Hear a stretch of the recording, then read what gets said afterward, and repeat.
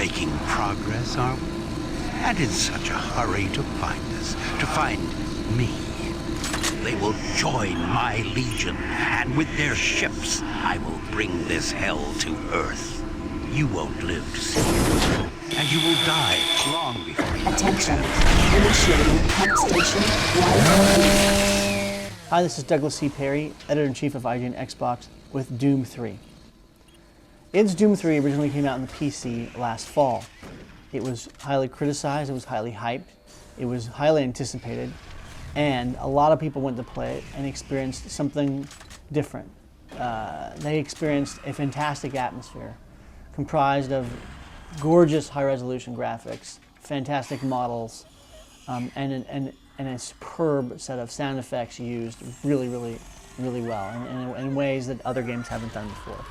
They also experienced a game that was very linear, that was kind of cheap, had a very simplistic AI, and was basically a game that didn't really push the first-person shooter genre very far forward at all. In fact, pretty much stayed the same. The Xbox version is a very, I would say, even a great game because of a couple things. And in a strange sense, it's a better game on the Xbox than Doom 3 was on the PC. First of all, you've got two versions. There's Doom 3, the regular version, for $49.99. That has single-player mode, deathmatch, and it also has the coveted two-player online cooperative mode. So if you were dying to play Halo 2 online with a buddy through the single-player campaign and you didn't get it, Doom 3 has it, and it works really well. Then there's the Doom 3 Limited Collector's Edition, which is $59.99, and it has all the cool things that you have in Doom 3, plus it has two games from sort of lore of Doom. It has Ultimate Doom, which is the first one, and Doom 2. You can play those games in 2 to 4 player split screen, and there's a 4-player offline cooperative mode. Plus there are interviews with id, there's a G4 icons feature, and there's concept art. So what about this Doom 3? Well, I gotta tell you, on the Xbox it looks fantastic. It is a gorgeous looking game. It's not nearly as good looking as the PC version, but as Xbox games go, it's fantastic. It's technically excellent. The texture work is great. All the characters have fantastically fluid motion.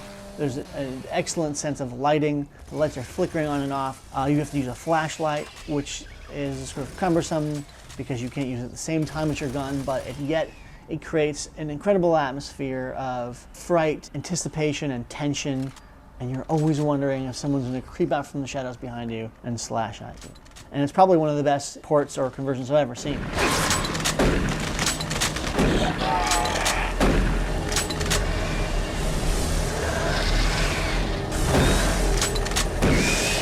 Sound-wise, it's remarkable. There's in-game Dolby Digital. You feel like you're enmeshed in a network of sound effects.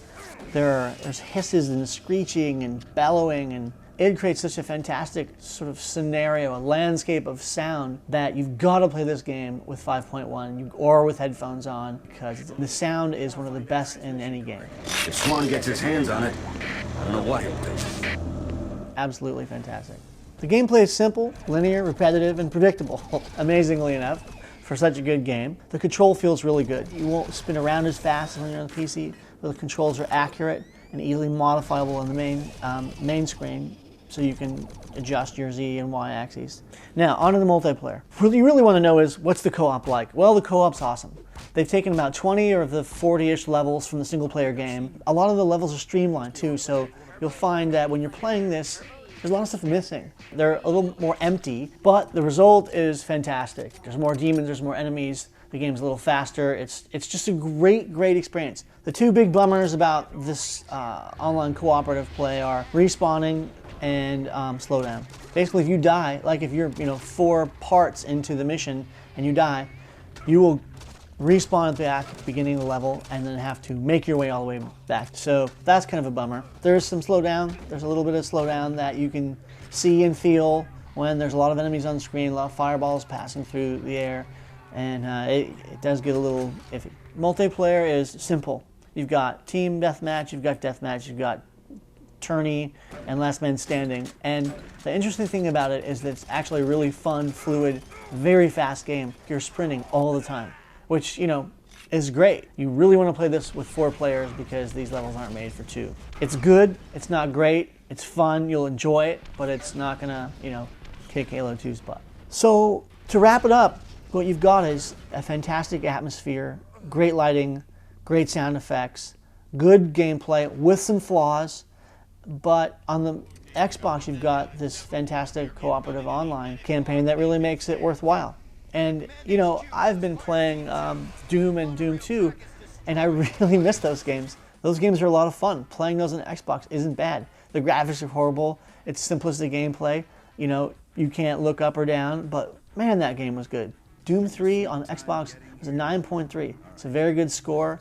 It's definitely deserving of it, and I would get the bonus pack. I'd get the collector's edition. I hope you like it. Check out the old decommissioned comm facility. We thought you might be heading that way. Take the maintenance elevator to the service passage under Mars City. You'll be able to pick up some gear at the security checkpoint. Now move out.